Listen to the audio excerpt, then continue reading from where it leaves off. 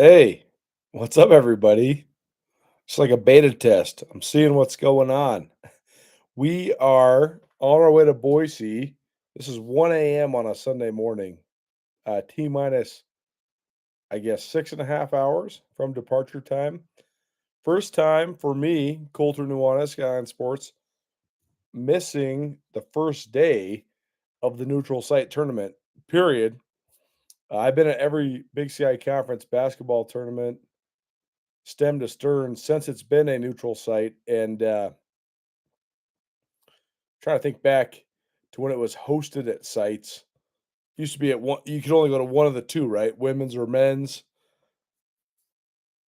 It's been probably a decade when I haven't been at the first day of the tournament. So here I am, uh, early in the morning, an hour into the day on March 10th. They tell me the clocks are turning back or turning forward. I don't know, one of the two. But first time ever where the state tournament's in Montana, coming to you live from Missoula, Montana. We'll be doing pre and post game shows all week long. So appreciate you tuning in. I'm just testing this out to see how it all goes. I mean, if we're asking about my opinion, the first day of the Big Sky Conference tournament has become largely a pleasantry. The 9 seed versus the 10 seed on the women's and men's side, and then the 7 versus the 8. We've never seen a team play on the first day and then win the entire Big Sky Conference tournament, so it's hard to analyze the chances of the teams on these days.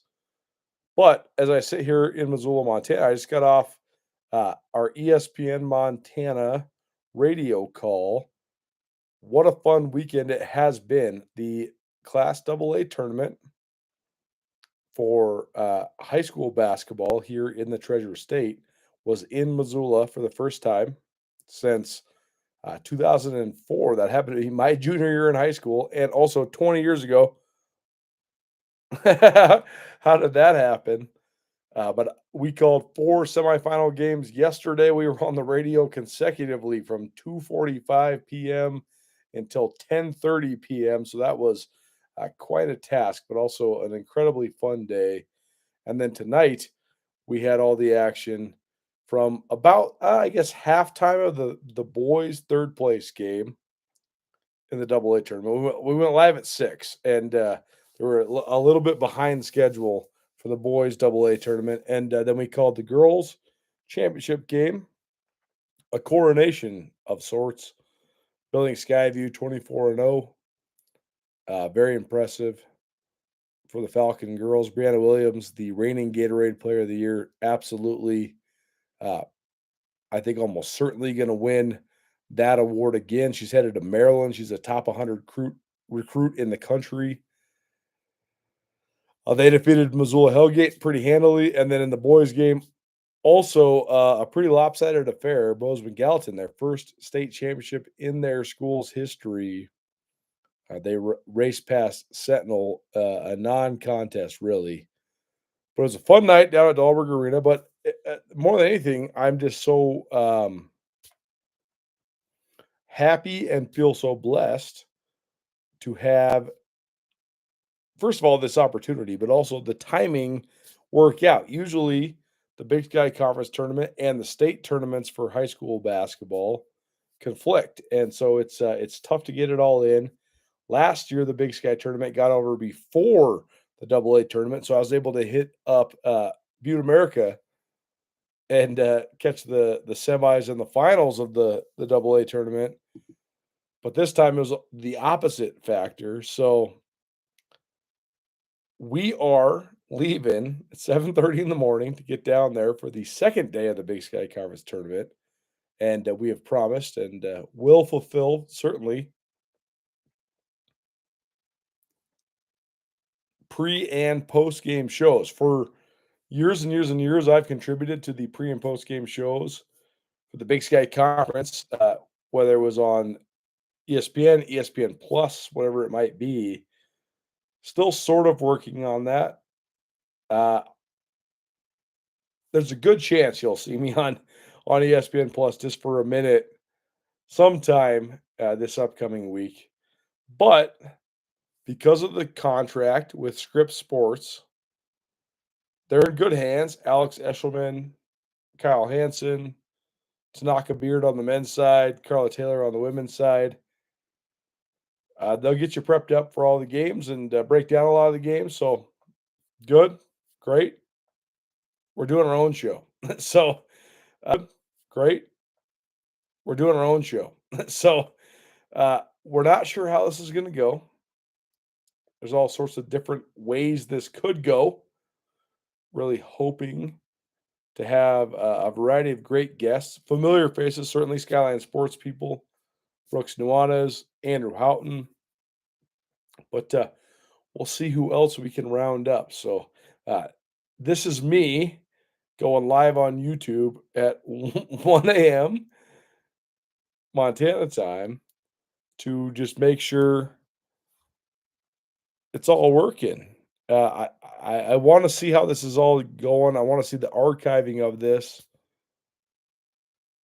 Can we put some press conference clips in here? Can we put some advertisements in here? I'm not sure. So as you're watching this, if anybody watches this, I know a lot of you are going to watch this when it's all locked in, but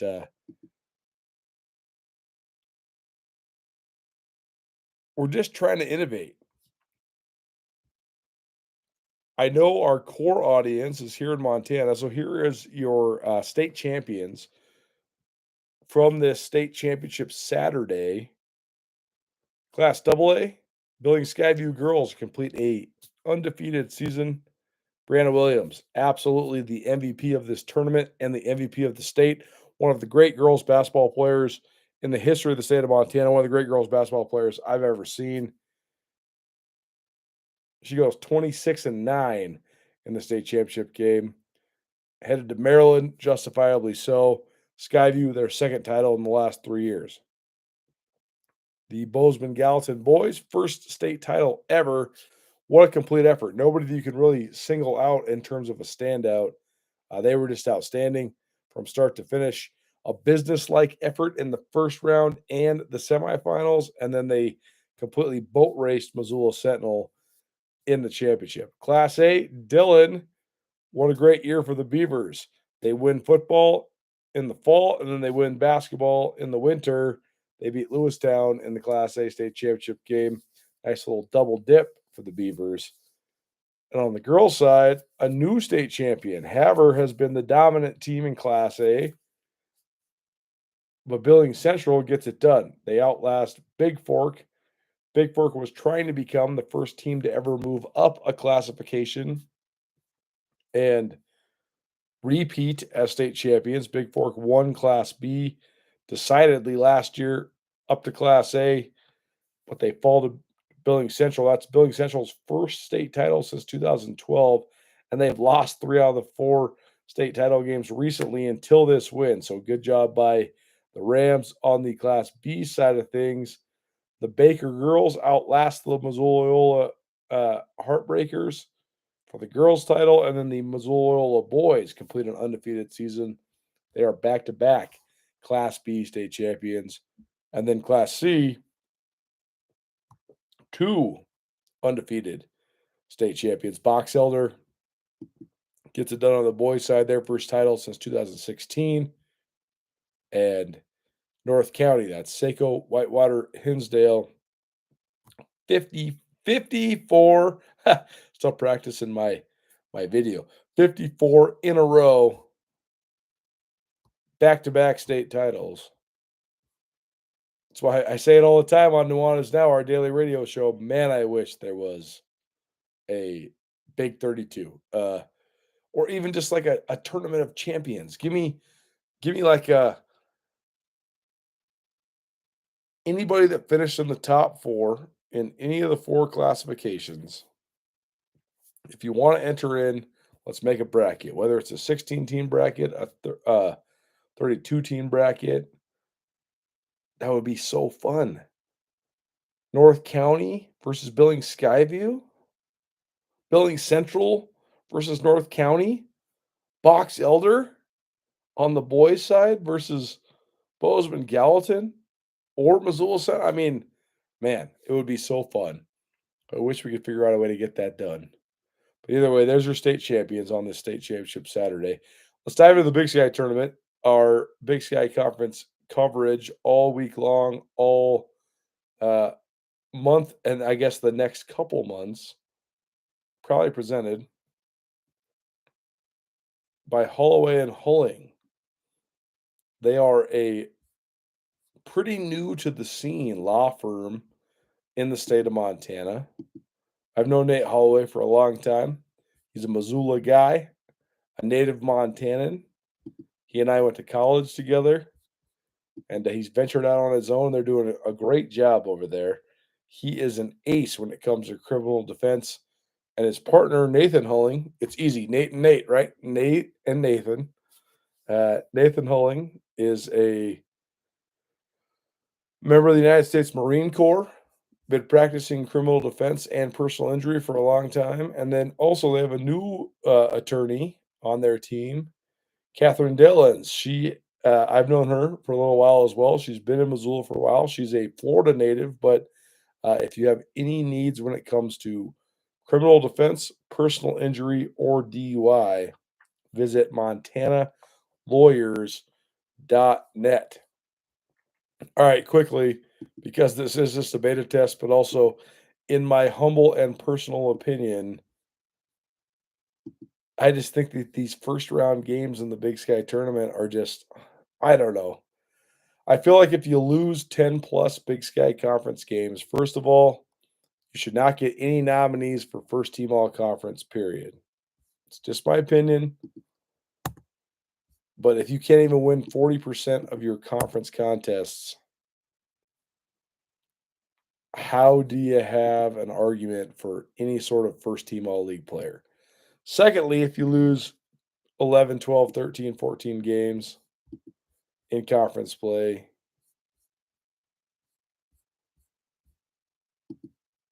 what's the point? I mean, you should just take the weekend off and go recruit. I know it sounds silly, but it's not that silly. It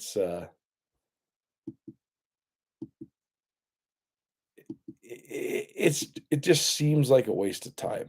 But I don't want to make this a rant into that. I just want to give you the results. So, also appreciate Town Pump getting us to Boise, Idaho. Town Pump, Brawl of the Wild by the mile. Town Pump has kept us fueled up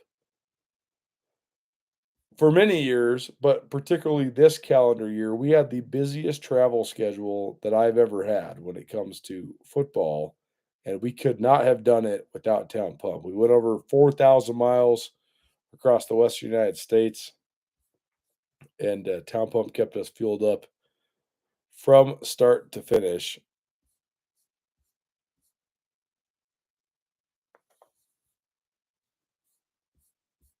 We'll start with the women's tournament, 2 games, 9 versus 10. Weber State outlasts Portland State to get Gentile Jackson's first victory as Weber State's head coach. I said this is a beta test because when we're rolling on this is where I'll say, okay, here's Gentile Jackson on her first Big Sky Conference tournament win. And we'll roll into that interview. But as I'm doing this live, I don't really know the process of how this is going to archive. So TBD. Thanks for rolling along. I mean, I'm assuming that most of anybody that would possibly listen to this is having some grace, just because we're talking about the bottom 4 teams on each side. So after this video is done, streaming, recording, all that sort of stuff, then I can actually mess around with it. I can see what's going on. So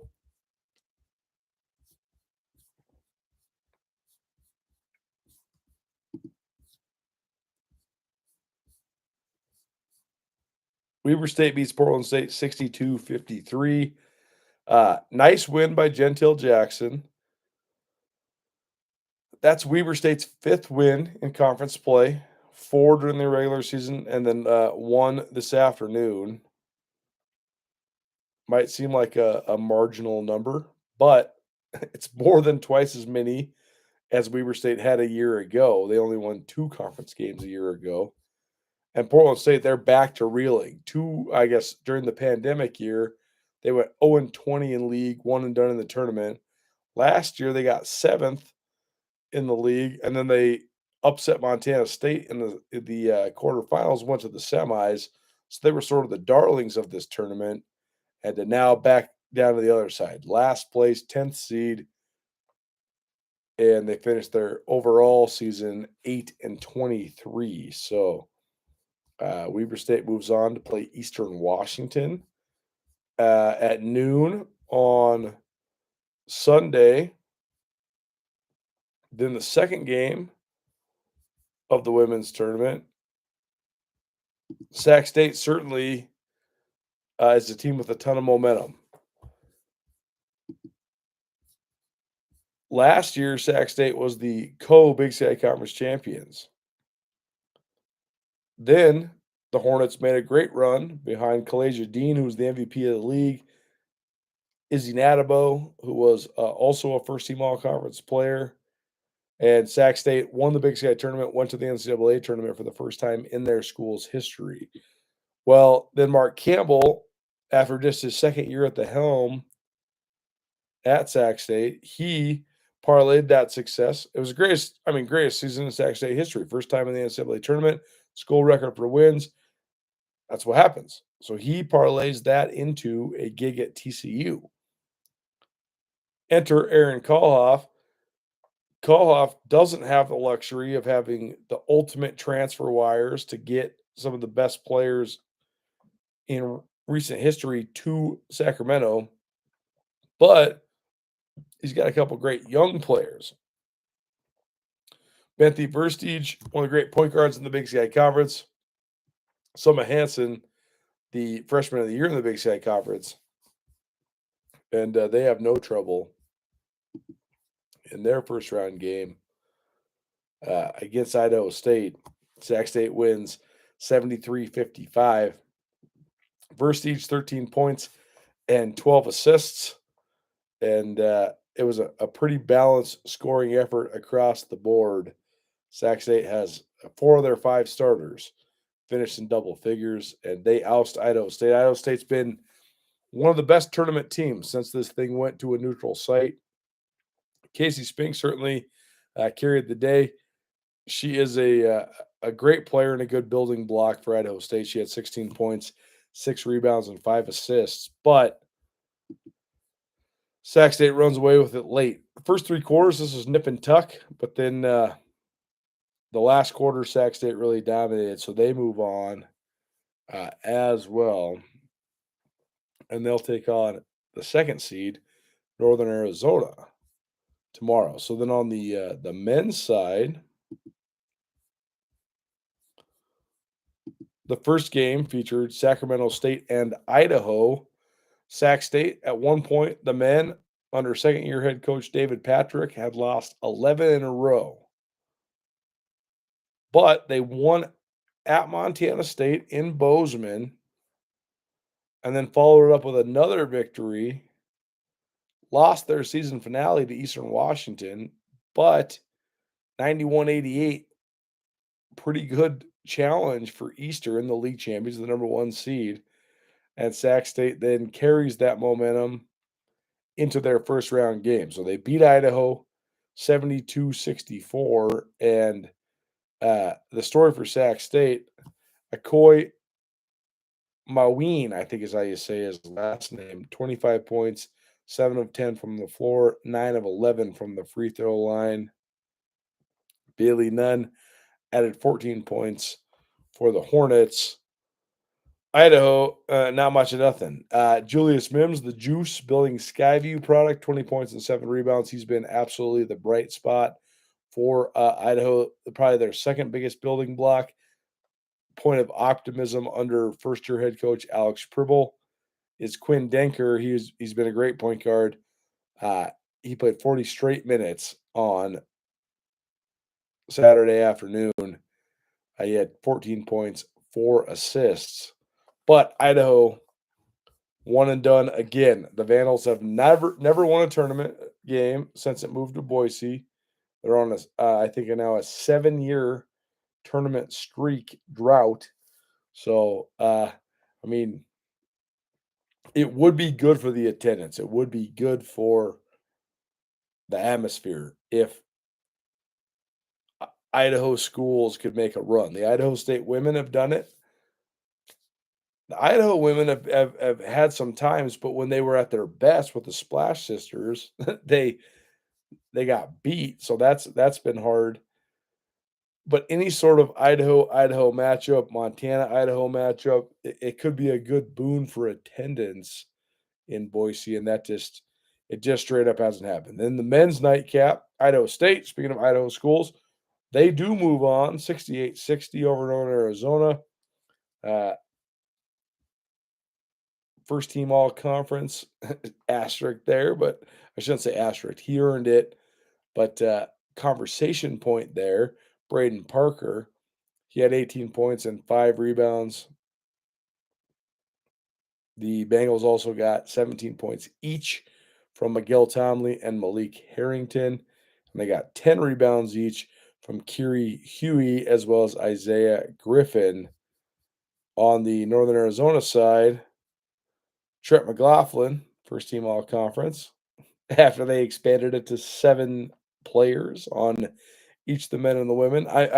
I'm just salty about it because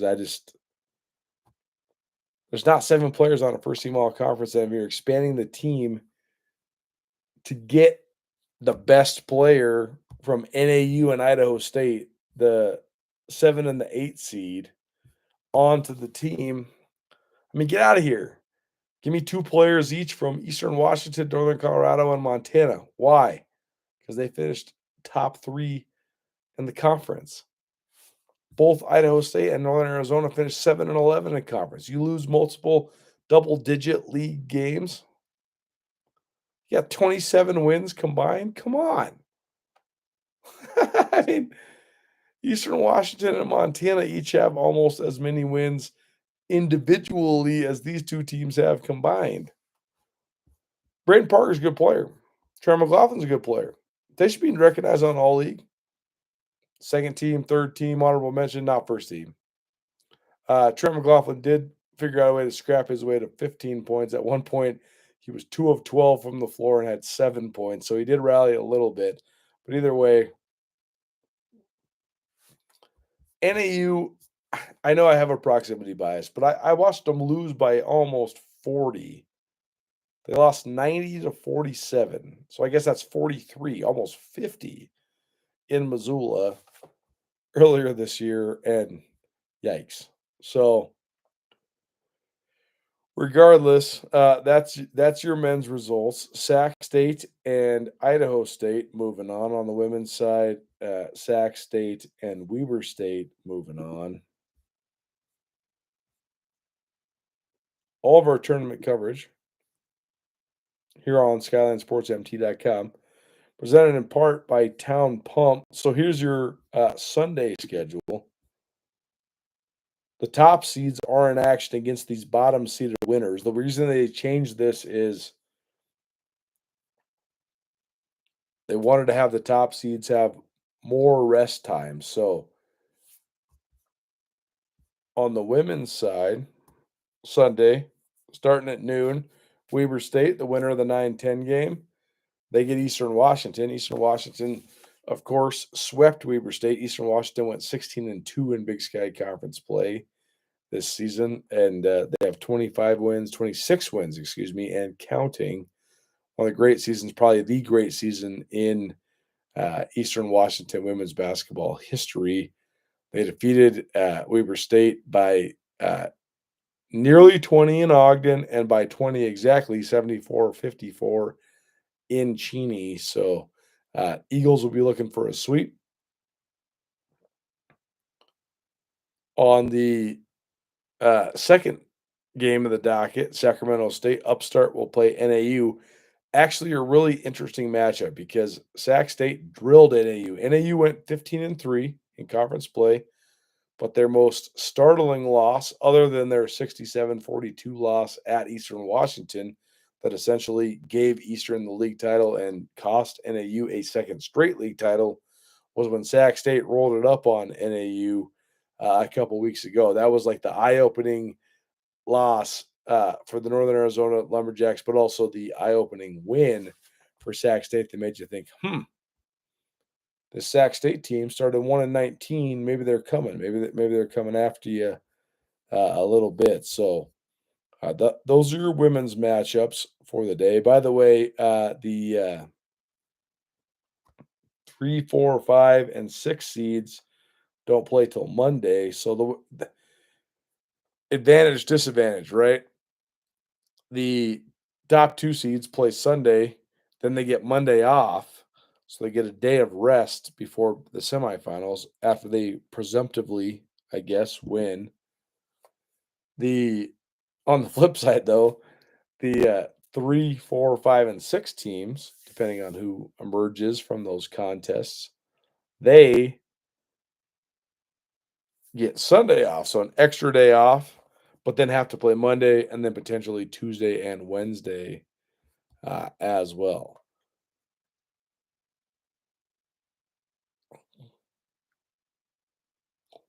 Sunday's men's basketball slate, Sac State, 3 out of 4. They play top seeded Eastern Washington.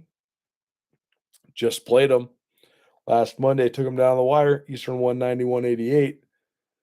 So we'll see if David Patrick's young squad with the Hornets can push Eastern, but Eastern's been great.